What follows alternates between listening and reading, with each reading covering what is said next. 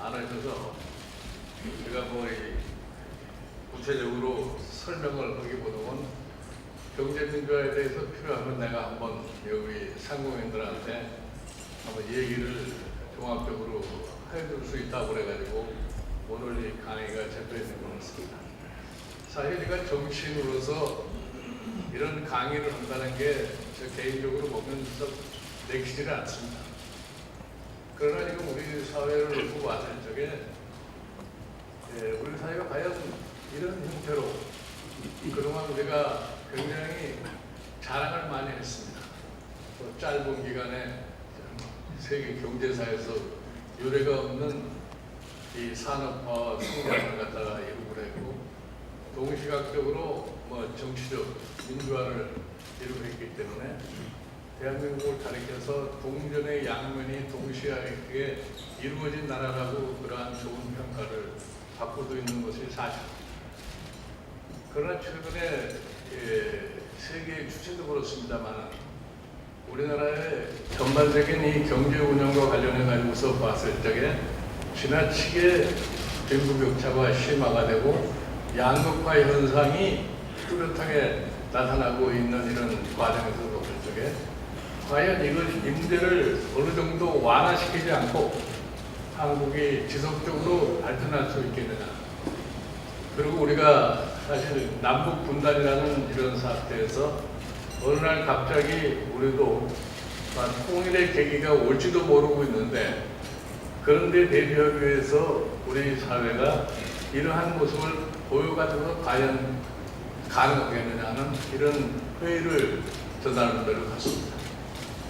저는 경제학을 전공을 하고 경제정책에 관여하는 이런 사람으로서 늘 생각하는 게 이걸 생각합니다. 여러분들이 잘 아시다시피 1789년 불란서가 혁명이 났을 때 당시에 임금이 루이 16세였습니다. 그 루이 16세라는 사람이 세상을 어떻게 변화한지를 모르고 살다가 혁명을 맞이하고서 단두대의 이수로 사라질 적에 죽기 직전에 이런 얘기를 했다고 합니다. 나는 10년서부터 이런 사태가 올 거라고 하는 것을 예견을 했는데 안 왔으면 하고 했는데 왜 왔는지 모르겠다는 이런 말을 뵙고서 그 다음에 단두대의 이수로 사라졌는데 이 말은 우리 경제를 공부를 하고 경제를 예측하는 사람들에게 굉장히 시사한 바가 큽니다. 우리가 일반적인 상식으로 얘기를 할 것 같으면은 세계 경제나 우리 경제를 놓고 봤을 적에 앞으로 이런 상태가 지속이 되면은 어떠한 결과가 초래할 거라는 것은 예견이 저는 가능하다고 봅니다. 그럼에도 불구하고 무조건 낙관론을 주장하는 사람이 아마 대다수인 것 같습니다. 걱정이 없는 것처럼 외모로 보여야 되는데 실질적으로는 걱정을 하면서도 그러한 이 태도를 취하는 것이 일반적인 추세가 아닌가 봅니다. 여러분들이 잘 아시다시피 1997년 우리가 IMF 사태를 겪을 적에도 다들 뭐라고 그랬습니까? 7월 달에 태국, 인도네시아 여기에서 외환위기가 나니까 대부분의 우리나라의 경제를 잘 안 되는 사람들, 연구기관, 언론, 할 것 없이 모두가 다 대한민국 경제는 펀더멘털이 튼튼하니까 우리는 절대로 외환위기가 오지 않는다고 얘기를 했어요. 그러나 당시에 90년대 경제정책의 운영의 상황을 보고 보면은 틀림없이 한국도 그와 같은 외환위기가 올 것이라고 하는 것이 폰이 내다 보이는데도 불구하고 그거를 부정하고 사는 겁니다. 그 결과서 97년 우리가 외환위기를 갖다가 맞았을 적에 이미 사태는 끝난 겁니다. 그래서 굉장히 당황하고 당시에 그래도 국민들의 참 열의로 인해 가지고서 우리가 그래도 국제사회의 협력을 받아서 외환위기를 슬기롭게 극복을 했다고 얘기를 합니다. 그 이후에 우리나라의 상황이 어떻게 변했느냐 하는 것을 제가 생각을 하면 제가 외환위기가 났을 적에 이런 얘기를 했습니다. 대한민국이 그동안 왜곡된 경제구조를 다시 한번 제대로 시정을 해서 정상적인 경제구조로 갈 수 있는 절호의 찬스를 갖다가 맞이가 했는데 그 시기를 또 놓쳐버렸다고 저는 생각합니다. 여러분들이 잘 아시다시피 우리가 1962년 경제개발 5개년 계획을 시작해서 1985년 기준으로 봤을 적에 25년 동안 압축 성장을 했다고 얘기합니다. 여러분들이 아무리 부인을 해도 압축 성장하는 과정 속에서 우리나라의 경제사회 구조가 엄청나게 왜곡됐다는 사실에 대해서는 누구도 부정을 하지 못합니다. 그래서 우리가 1987년 지금의 헌법을 제정을 할 적에 제가 이 헌법 개정 특유의 경제부 조항을 맡은 책임자로서 헌법 조항에 경제민주화라는 말을 집어줬습니다. 왜 그러면 제가 경제민주화라는 조항을 갖다가 굉장한 반대를 무릅쓰고 심지어 당시 대통령께서도 그 조항을 빼라고 하는 얘기를 들으면서도 왜 그걸 집어야 되나? 저는 우리 사회에 정상적인 제도의 변혁을 하려고 할 것 같으면 헌법상에 그러한 조항이 없이는 절대로 안 되겠다고 생각해서 집어였습니다. 제가 다른 나라의 예를 몇 가지를 들겠습니다. 자본주의가 19세기 후반부에 굉장히 왜곡된 방향으로 발전을 해서 그때서부터 이미 자산은 일부 계층에 집중되기 시작을 하고 자본주의 체제 자체가 이제는 공격을 받고 위험에 처했을 적에 그 위험을 제일 먼저 터득한 사람이 누구냐면은 독일의 비스마르크라고 하는 재상입니다. 이래서 이 비스마르크라는 재상이 자본주의를 구하고 자유주의를 지켜나가기 위해서 모두가 다 조금씩 자유를 억제를 하고 양보를 해야 하는 그러한 제도적인 장치를 갖다가 마련을 했습니다. 그것이 오늘날 전통이 돼가지고서 독일 사회가 사회적으로 그래도 조화를 누리면서 경제의 효율을 지탱을 하고 있는 겁니다. 그 다음에 좋은 예가 어디냐 할 것 같으면 20세기의 초에 들어와서 테오도르 루스벨트 대통령의 업적입니다. 역시 미국도 19세기 말에 이 부의 편제 때문에 독과점 이러한 문제로 사회가 굉장히 어지럽고 복잡해지는 이런 상황이었습니다. 그래서 19세기 1890년에 셔먼 로우라고 하는 것이 제정이 돼가지고서 미국의 독과점 문제를 다루려고 했습니다만 이 문제를 제대로 인식하고 그 문제를 해결하고 하는 의지를 가진 지도자가 없었습니다.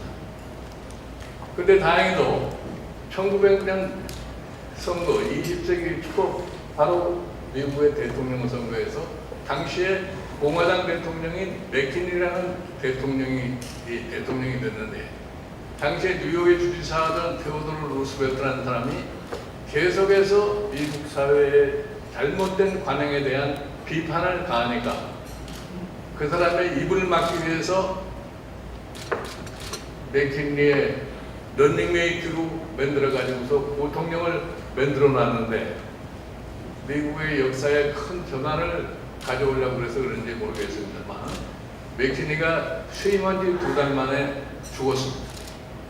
그래서 테오도르 루스벨트라는 대통령이 취임을 하게 해서 그 사람이 평소에 미국의 경제사회 구조를 변형을 시켜야 된다고 하는 철두철미한 신념이 있었기 때문에 소위 스탠다드 오일이라는 록펠러의 그 독점 체제를 갖다가 무너뜨리기 시작하고 이렇게 해서 미국의 재계라고 하는 사람들은 테오도르 루스벨트 이후에 정부의 강력한 의지로 인해 가지고서 역시 의식의 변화를 가져오게 됩니다.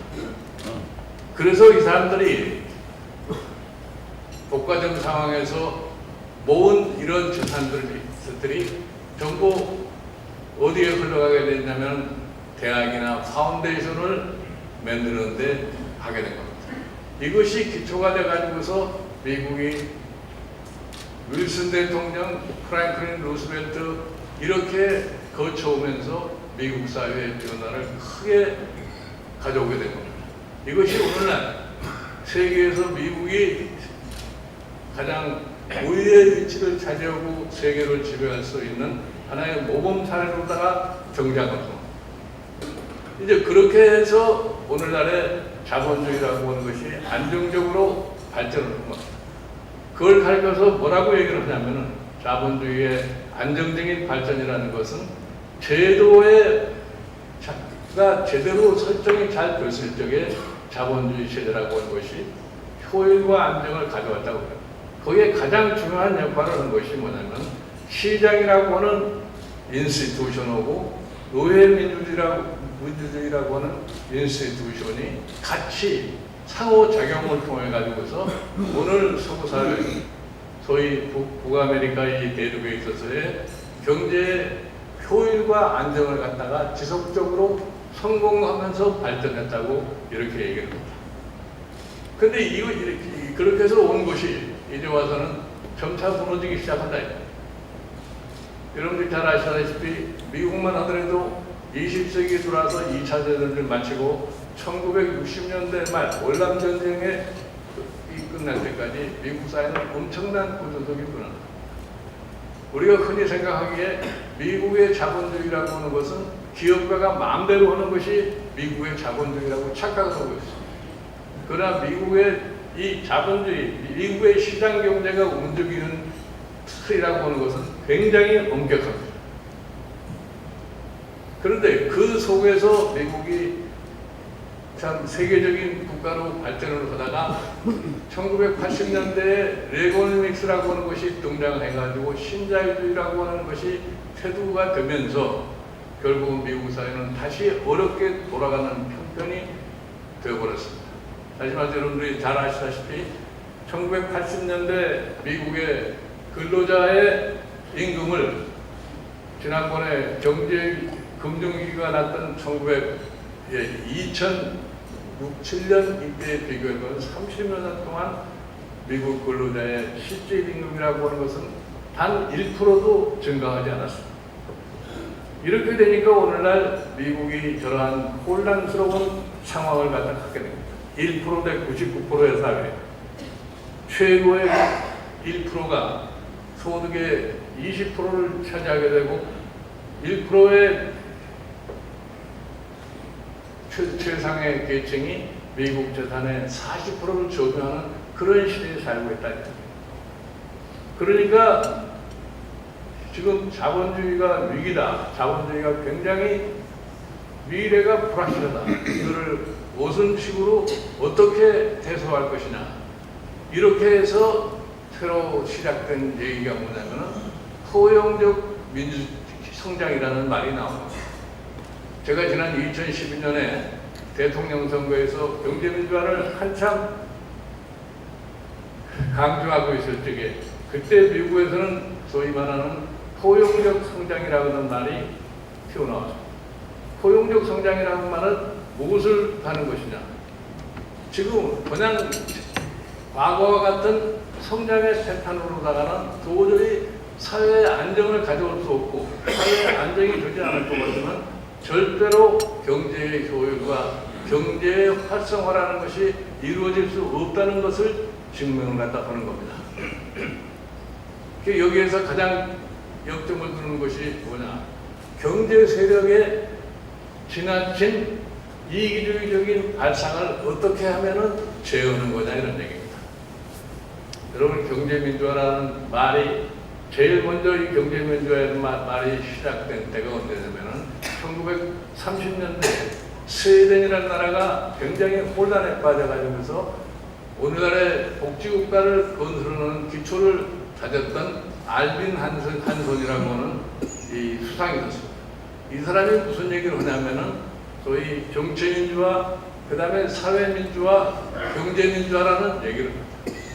정치민주화, 사회민주화라고 하는 것이 경제민주화가 이거를 포용해주지 않을 것 같으면 다 허사가 될 수밖에 없다는 이러한 이 전제하에서 경제민주화를 얘기를 합니다.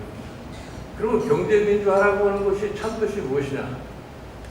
공정한 질서를 확립하고 어떠한 세력도 지나치게 자기 주장대로 경제나 국가를 갖다가 끌어가려고 하는 이거를 막자고 하는 것이 경제민주화입니다.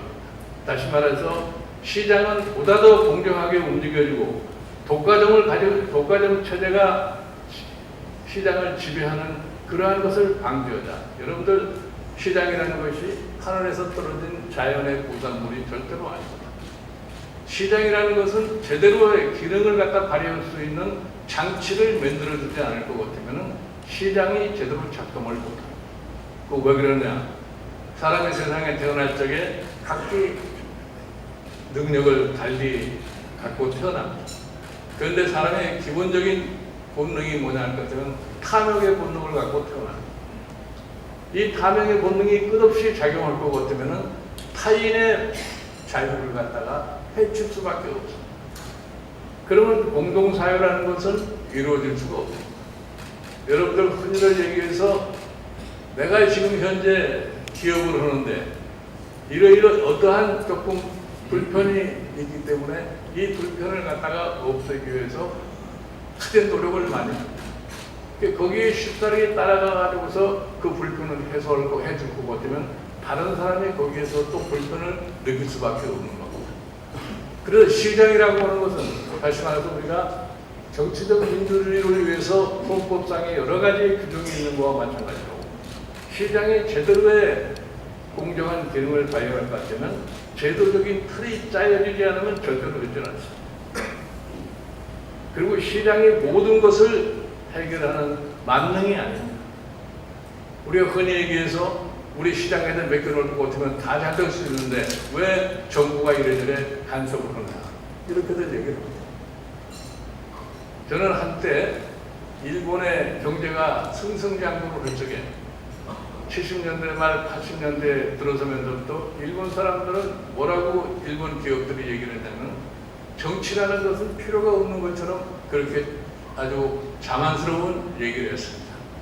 우리 기업이 다 할 수 있는데 정치가 오히려 기업을 방해한다 이렇게 얘기를 하고 있습니다. 그러나 1993년 이후에 일본이 침체에 빠져서 지금 한 20여 년 이상 소위 말하는 스태그네이션 상황에 들어갔을 적에 어떠한 얘기가 나오냐? 우리는 제대로 된 정치 지도자를 갖다가 확보를 하지 못했기 때문에 오늘날 이런 상황에 왔다고 이렇게 얘기를 합니다. 그러니까 정치라고 하는 것이 사회 전반의 조화를 갖다가 이루기 위해서 없어서는 안 되는 것이 사실 정치입니다. 그래서 정치 지도자의 역할이 대단히 중요하다고 그렇게 생각합니다. 그래서 제가 일반적으로 얘기를 할 적에 경제민주화 말만 하지 말자 이거예요.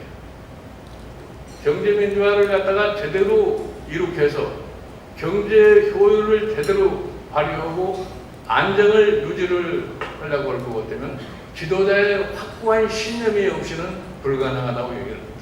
아무리 경제민주화를 하려고 하는 제도적인 장치를 완벽하게 만들어 놓는다 할지라도 그거를 실천할 수 있는 의지가 없을 것 같으면 경제민주화는 이루어지지 않습니다. 여러분들 요즘에 와서 우리 경제를 한번 보자. 창의력이 매우 부족하다고 얘기를 합니다. 지금 우리 사회라고 하는 것은 수평적인 그러한 경영 스타일이 우리 기업들에게 지금 내려오는 풍토입니다. 이 수평적인 거의 경영 이런 방식을 갖다가 이거는 창의력을 가져올 수가 없습니다. 저는 이 경제민주화를 얘기하면서 이런 얘기를 합니다. 시장경제 특성상 사람이 각기 다른 능력을 가지고 태어난 이상 경제에 어느 정도의 집중이 이루어지는 것은 자연적인 현상이다. 그 자체를 갖다가 억누를 것 같으면 효율이 나오지 않으니까 그 자체는 인정을 못해요. 그러나 이 집중화된 이 경제의 권력을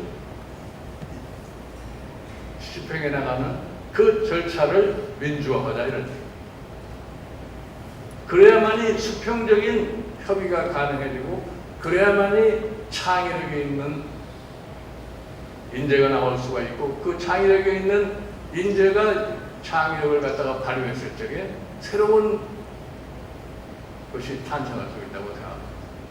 최근에 아베노믹스를 갖다가 설명을 한 적이 됩니다. 소위 통화량을 풀어서 한때 환율이 평가절하돼 가지고서 그 평가절하된 환율을 갖다 가지고 일본의 수출이 늘어나고 하니까 착시적인 현상으로 아베노믹스 굉장히 잘 돼가는 것 같이 보이고, 한때 우리나라에서도 자 아베노믹스 같이 해보자 하면서 돈을 풀면은 뭐가 될 것 같은 그러한 정책의 시도를 갖다 했습니다. 그러나 최근에 아베노믹스가 별로 효율을 발휘하지 못해요. 그 왜 효율을 발휘하지 못하느냐? 근본적인 변화를 가져올 수 있는 제도적 장치가 불가능하다. 왜 그러느냐? 일본의 재계가 그걸 용납을 하진 않습니다. 일본의 재계가 정치에 대한 막강한 영향력을 행사하고 있으면 제도의 변화를 가져올 수가 없어요.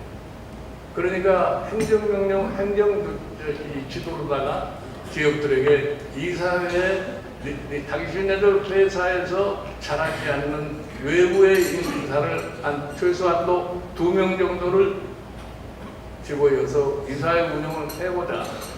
그러나 그게 행정 지도로서는 제대로 되지가 않고 있는 상태입니다. 이것이 일본이 경제의 구조조정을 할 수 없는 가장 큰 저해 요인이라고들 이렇게 얘기합니다.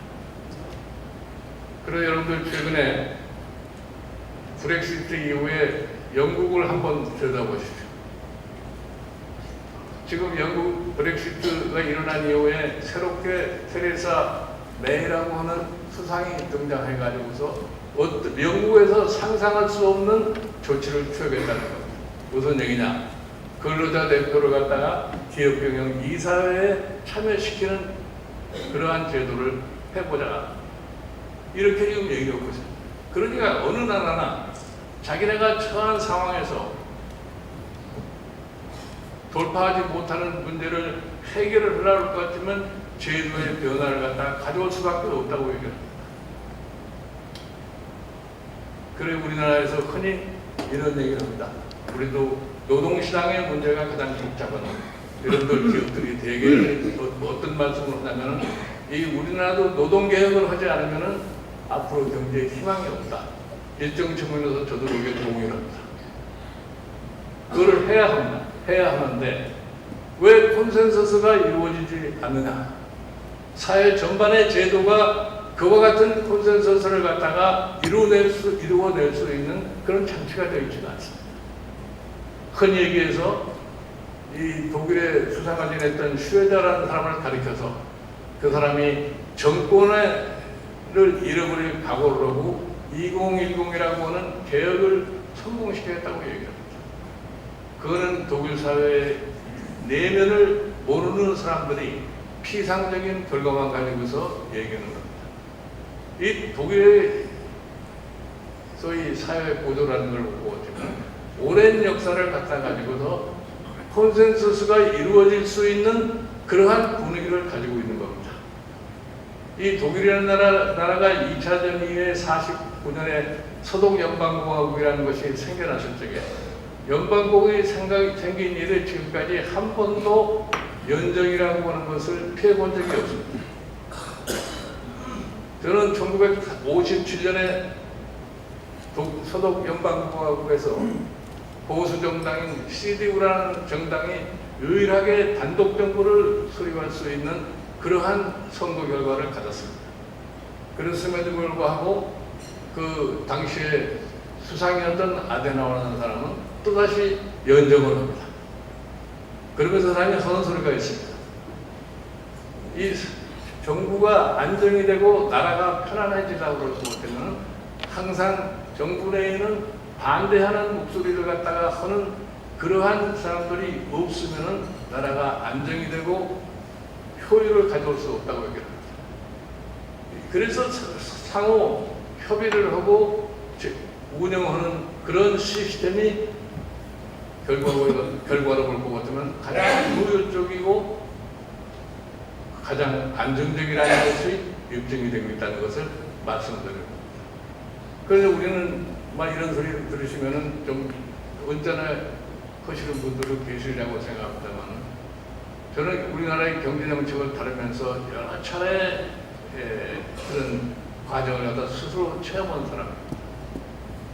우리나라의 소위 부를 많이 가지고 계신 분들은 어떠한 사고에 젖어 있느냐. 나는 좀 예외적인 대접을 받아야 된다고 하는 것이 그 사람들의 사고입니다. 그래서 그것에 좀 불편을 느낄 것 같으면 사람을 굉장히 당황스럽게도 만듭니다. 제가 교계에서 그러고 있을 적에 여러 번 그런 소리를 들었습니다. 저는 저를 찾아오시는 분들에게 이런 얘기를 했어요. 나를 찾아올 필요가 절대로 없습니다. 나라가 정한 룰이라고 하는 것은 그 룰을 그대로 지키면 되는 것이지, 그 룰을 위반했으면 당연히 처벌을 받아야 되고, 그 룰을 안 지키려면 그 룰 자체가 없어지든지 그러지 않으면 안 됩니다. 그래서 제가 절대로 개인적으로 그런 데에 대해서 동의를 할 수가 없으니까 절대로 그러한 요구를 하지 마십시오. 그러면은 경우에 따라서 이럽니다. 어떤 때는 상당히 위협적인 언사도 행사도 하시고, 어떨 때는 굉장히 회유적인 얘기도 하시고 그렇습니다. 이렇게 해가지고서는 소위 자본주의의 시장 경제의 가장 공정한 룰이라고 하는 것이 지켜지지가 않습니다. 그런데 지금 우리나라에서는 그러한 룰을 개인에게, 시장 경제의 효율을 위해서 개인에게 말로서 얘기를 해가지고서 할 수 있는 그런 단계는 지났다고 생각합니다. 제가 이런 말씀을 왜 드리냐 하는 것 같으면, 조금 전에도 약간 얘기를 했습니다만, 이 탐욕이라고 하는 것은 스스로 제어를 못하는 것 같아요. 그러니까 미국 같은 나라에서 정부가 제도를 자기는 장치로다가 사람의 행태를 변화시키고 마찬가지로 이 탐욕을 제어를 시키려고 할 것 같지만 일정한 제도적인 압박을 가하지 않으면 될 수가 없습니다. 그래서 가장 자유주의를 주장했던 저희 영국의 에드먼드 버크 같은 사람은 의회에다가 이런 표지를 낸 적이 있습니다. 사람의 욕망은 끝이 없기 때문에 그 욕망을 그대로, 그 탐욕을 그대로 인정을 할 것 같으면 우리가 사는 인간 공동체가 파괴될 염려가 있으니까 그러한 탐욕을 제어할 수 있는 장치를 좀 해달라. 그렇지 않으면은 절대로 인간 공동체는 성립되지 않는다고 해요. 여러분들 2007년, 2008년 미국의 금융위기가 일어났을 적에 그 원인이 어디 있느냐? 자본주의 시스템 자체에 들어있는 원인이냐? 그렇지 않으면 어디에서 그 원인을 찾을 것이냐?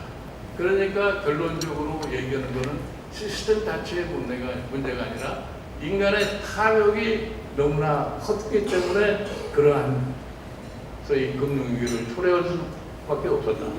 그러니까 나온 얘기가 뭡니까? 금융 규제를 좀 강화하자. 금융 감독 체계를 좀 확실하게 하자. 이렇게 해서 생겨난 국제회의가 G20회의입니다.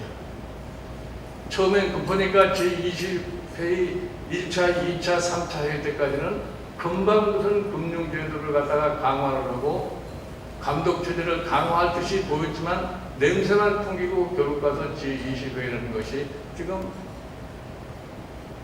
10년 가까이 진행되는 과정에서 금융규제와 금융감독체제는 그렇게 크게 변화를 못하고 있습니다. 그 원인이 어디 있는다고 아십니까? 그 원인이 바로 돈을 만드는 이 세력들의 강력한 로비 활동의 결과적으로는 제도의 변화를 가져오지 못합니다. 이것이 오늘날 미국의 대선을 놓고서 일어나는 아주 해괴한 선거의 풍토입니다. 그러니까 양극화는 점점점 벌어질 수밖에 없고 빈부의 격차는 너무 심화되고, 이러니까 또 기술 발전은 지속이 되고 하니까 이 중산층이 점점 올라가고 중산층의 기능이 점점 없어져 보인다 이런. 그러면 이거를 제도적으로 어떻게 잘 이끌어서 할 것이냐. 이것이 포용적 성장이라는 말을 지금 한 4, 5년 동안 지속하고 있고 IMF, OECD, 뭐 G20, APEC 이런 데 갈 것 같으면 포용적 성장을 얘기하고 있어요. 그래서 포용적 성장의 전제가 뭐냐? 포용적 성장을 하려할 것 같으면 이 경제민주화를 통한 제도적인 장치가 이루어지지 않고서는 절대로 포용적 성장이라는 것은 안 됩니다. 그러니까 포용적 성장을 갖다 할 수 있는 틀을 만들어져야만이 지금 우리 시리에 빠진 사람들이 활력을 갖고 경제를 갖다가 활성화할 수 있는 그러한 전제가 된다는 말씀을 드립니다. 그러니까 흔히 얘기를 해서 경제민주화 이렇게 얘기하면 경제민주화를 반대하시는 쪽에서는 조금이라도 어떠한 특정한 제도가 들어와서 나에게 좀 불편할지도 모르니까 뭐 저거는 무슨 재벌 개혁을 하려고 그런 거다. 재벌을 해체하려고 그런 거다. 그건 천만의 말씀. 지금 우리나라의 형편에서 여러 가지를 놓고 볼 것 같으면은 그를 제대로 확립을 해서 그거를 지키도록 하자는 겁니다. 경제민주화라는 게. 누구든지 예외를 인정을 받아가지고 나는 독자적으로 다른 사람이라 하는 이런 풍토를 갖다가 절대 용인해서는 안 된다고 해요. 그래서 제도만 만들어서는 뭘 거냐. 지금 현재 한국이 가지고 있는 제도만으로도 상당 부분을 그거를 헌행을 할 수도 있어요. 이것은 왜 안 되냐? 지도자의 의지가 확실하지 못하기 때문에 그렇습니다. 제가 한번 체험한 바를 한번 말씀드릴게요. 90년 인간할 때 우리나라 공정거래위원회에서 모 재벌의 불공정 사례를 갖다가 발견을 해가지고 이 공정거래위원회에서 불공정하다는 판단을 내렸는데 그의 후속 조치가 없어요. 그래서 제가 공정거래위원장을 좀 불러가지고 당신 왜 이거를 판정을 해놓고 이거 후속 조치를 하지 않느냐. 당연히 불공정거래라고 하는 것이 확인이 됐으면 검찰에 고발을 하는 것이 정상인데 왜 고발을 안 하느냐. 그랬더니 이 사람이 나를 보고 뭐라고 얘기하냐면 대단히 죄송하지만 저희가 고발을 하면 뭐합니까? 아니 그게 뭐한단 말이 무슨 말이야. 검찰에 가서 검찰이 기소를 하지 않는데 제가 고발을 하면 오히려 저희만 나쁜 사람이 되기 때문에 고발을 안 한다는 거예요. 근데 그 소리를 듣고 참 한국 관료가 저런 얘기를 할 수 있느냐 하는 이런 생각을 했습니다. 그러나 결국은 그게 수포로 돌아가고 말았어요. 그러니까 우리나라의 시장의 공정거래를 담당하자.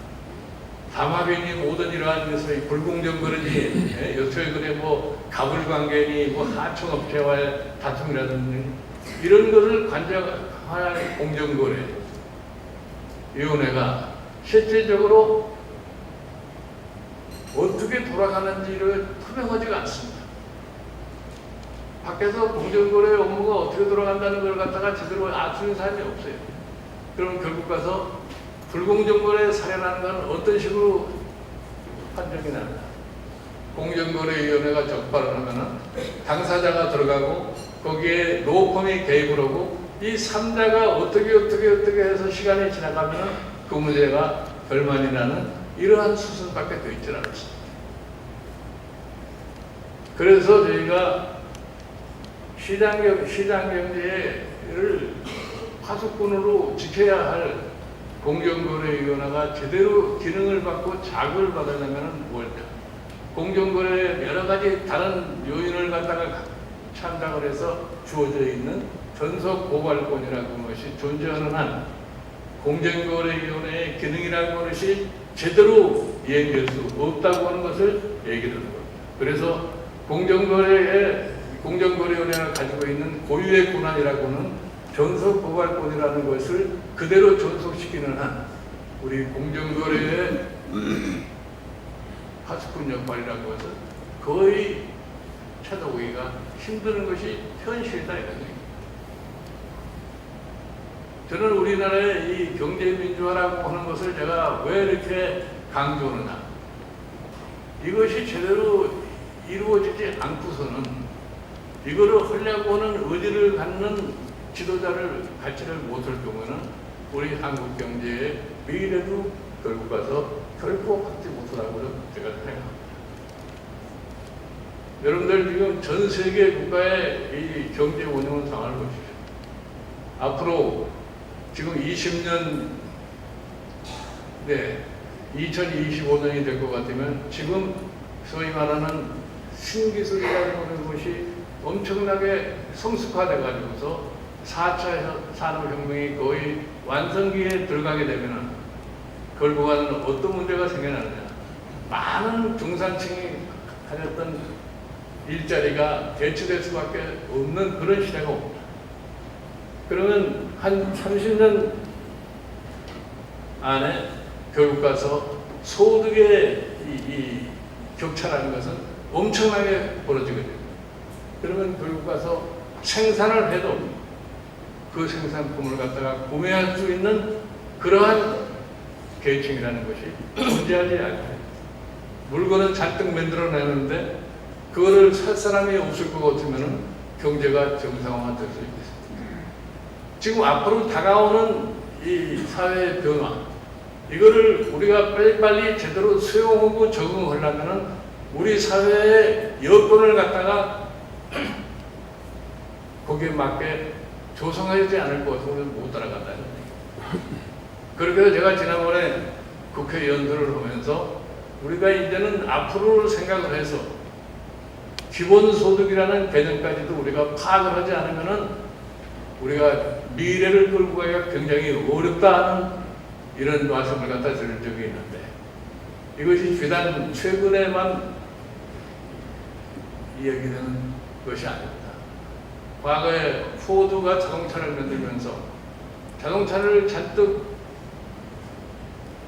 콘베어 벨트에서 쉽게 생산을 해내도 이거를 구매할 수 있는 사람이 없으면 자동차 생산이 무슨 의미가 있느냐. 자동차가 자동차를 구매할 수는 없지 않느냐 이런 얘기를 한 적이 있어요. 그런데 최근에 와서 지금 그런 시대가 곧 도래하는 이런 상태에 있다는 거예요. 그러니까 우리 사회가 지금 현재 이 극단적인 분열의 양상을 보이고 있고 저는 아마 여기 앉아 계신 분들께서는 잘 느끼시지 못하겠습니다만 우리 사회에 소위 분열이 심할 대로 심해져 가지고 있는 어느 상황에 가서 무엇이 이루어질지 모른다는 생각합니다. 다시 말해 저는 인간이 탐욕의 본능만 타고난 것이 아니라 인간은 자연적으로 생존의 본능을 가지고 세상에 나옵니다. 그러니까 우리가 최소한도 이 탐욕의 본능과 생존의 본능이 부딪히는 그러한 상황을 피해야 하는 것이 공동체를 이끌어가는 소위 정부 지도자의 책임이라고 저는 생각을 합니다. 이렇게 해서 지금 우리가 꽉 맥혀 있어가지고 우리가 지금까지 우리 나라를 이끌어오던 그런 행태를 변화를 시키려면 저는 우리 사회의 제도적인 장치를 새롭게 만들지 않으면 안 된다고 저는 확실하게 말씀드립니다. 제가 2012년도에 대통령 선거 과정에서 경제민주화를 하도 얘기를 많이 하고 다녔더니 가장 관심을 갖고 찾아오는 사람들이 누구냐면 우리 일본 대사관 사람들이에요. 대사 공사에 찾아와서 하는 말이 왜 당신 그렇게 경제민주화를 강조하느냐. 이래서 제가 이렇게 얘기를 했습니다. 대한민국이 당신 나라를 벤치마킹해서 그런 나름대로의 성공을 했는데 지금의 내가 보는 상황에서는 당신네들이 지금 어두운 시간으로 빠져들어가는 그 과정 속으로 한국 경제도 흘러들어가고 있는 것 같은 모습을 보인다. 그거를 사전에 차단하고 새로운 틀을 제공하기 위해서 경제민주화를 갖다 얘기하는 거다. 이렇게 답을 하면은 더 이상 질문을 하지 않네. 그 자기네들이 현실적으로 맞는 말이라고 생각하니까 질문을 하지 않는 겁니다. 제가 이제 90년 초반에 일본의 어느 유수 정치인을 만나서 얘기를 하니까 자기 나라가 앞으로는 희망이 없다고 그러더라고요. 그때 아마 일본에 90년 초반에 일본에 희망이 없다고 얘기하면 미친놈이라고 그랬을 거예요. 그래서 왜 희망이 없냐 했더니 경직된 일본의 관료, 경직된 일본 대기업의 조직구조, 무능한 자민당의 행태, 이 셋이 결합이 되기 때문에 일본은 더 이상 희망이 없다고 이렇게 얘기하는 걸 제가 들었습니다. 저는 지금 우리나라 현실에서 그와 같은 상황에 처해지 않았나 하는 이런 느낌을 갖다가 갖고 있는 사람입니다. 제가 밖에 있다가 이 정치권에 들어가서 우리 정치권이 해결해야 할 문제, 이거는 우리 사회가 당면하고 있는 모든 문제를 새롭게 인식을 하고 우리가 여기에서 새로운 소위 활력을 불어넣으려면은 이 지금까지 한 70여 년 동안 관습화되어 온 그런 체질에서 벗어나지 않을 것 같으면 우리 미래도 그렇게 밝지 않다는 그런 확신을 가지고서 얘기를 갖다가 하는 겁니다. 그래서 여러분들이 우려하시는 것처럼 경제민주화가 마치 경제인을 어떻게 옥죄고 이러한 뜻에서 경제민주화라고 하는 것은 저는 생각해 본 적이 없습니다. 우리 경제에 활력을 집어넣고 우리 사회가 안정적으로 발전할 수 있는 그런 계기를 만들자고 하는 취지에서 경제민주화를 갖다 얘기를 말씀드리는 것이기 때문에 더 이상 경제민주화에 대해서 다른 오해는 없으시길 갖다가 바라면서 제 강의를 마치겠습니다.